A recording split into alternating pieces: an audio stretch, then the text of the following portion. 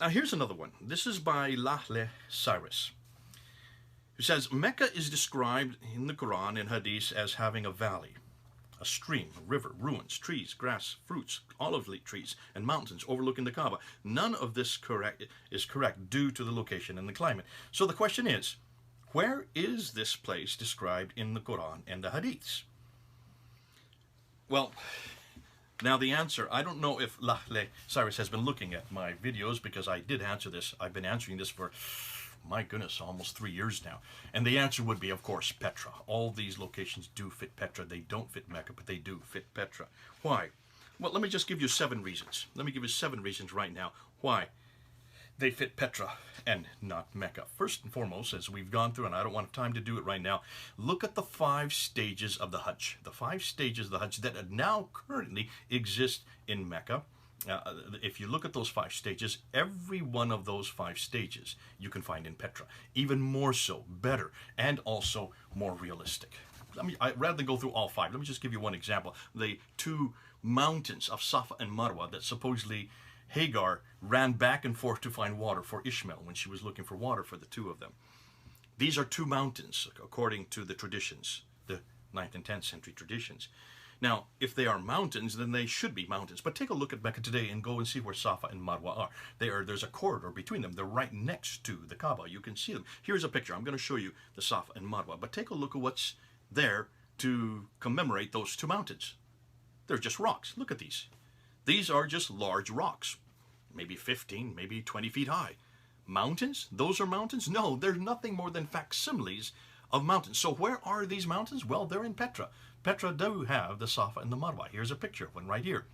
So the mountains that are there in the traditions fit Petra better than they do Mecca. And I don't want to go through all the 4. You can see my video on that as I unpacked it. Number 2.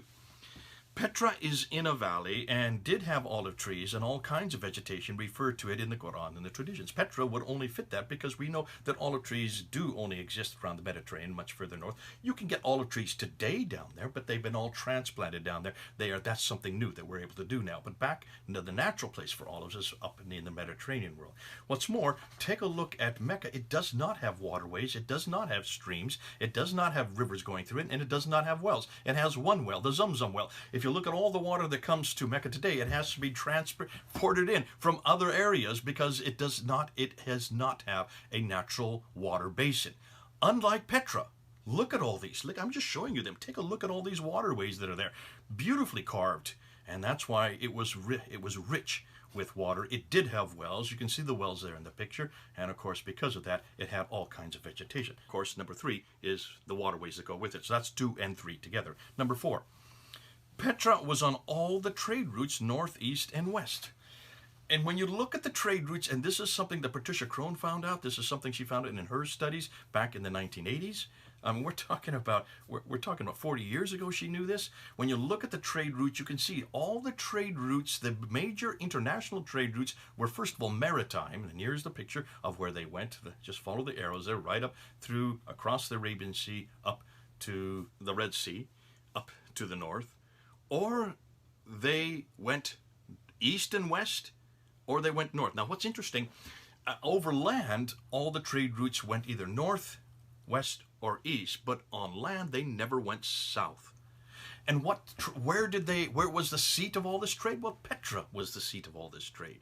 So Petra was the one that controlled the trade. The Nabateans were known as traders. The Nabateans were amazing traders. They traded as far as China and as far as India.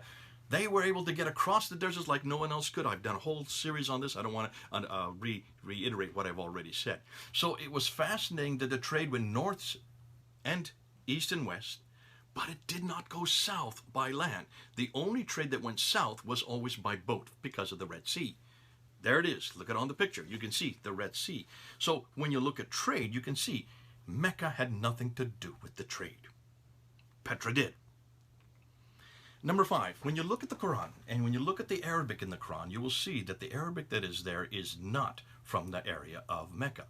It is Nabatean Aramaic. Nabatean Aramaic was only used way up in the north.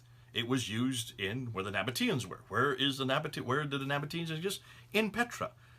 Something as simple as the tar marbuta or the alaf maksura or the definite article, those that you find right through the Quran, do not exist in Sabbaic Arabic. The Sabbaic Arabic that was used in the 7th century in that part of Arabia did not have those endings. They do in the Quran we have today, suggesting very clearly from Al-Jalad and all his research from 2018 that the Arabic that we use in the Quran today is from much further north, from the Nabatean Aramaic, which is Petra again. So Petra fits again because of the Quran, the Arabic that's in the Quran. Number 6, even the name Allah or the goddesses in chapter 53 verse 19 of the Quran, Allat and Al-Uzza and Al-Manat. Look at those 3 goddesses. Allat and Al-Uzza are actually the same goddess. Allat is the generic name for Al-Uzza, the formal name of the goddess, who is the wife of Ilaha, who is Allah, the generic name for Dushara, the god of the Nabateans. Again, Petra, again, way up north. So even the god that they use in the Quran and the 2 goddesses, well, actually 3 goddesses, because Manat is from Medina Saleh. Medina Saleh is a Nabatean city. And that's why even the goddesses that are in the satanic verses are from much further north, from Petra or Medina Saleh. So there you can see it. That makes it in the wrong place, puts it in the wrong place. And then number 7, the last thing, and that is, of course, the Qiblas. This is probably the most important part. When you look at Dan Gibson's material, when you look at all the stuff that he came up with, Gibson showed over and over again that all of the Qiblas, all of the mosques up until 706, bar none, were all facing Petra. Not one was facing Mecca in the 7th century. They only begin to face Mecca from 727, which is the 8th century.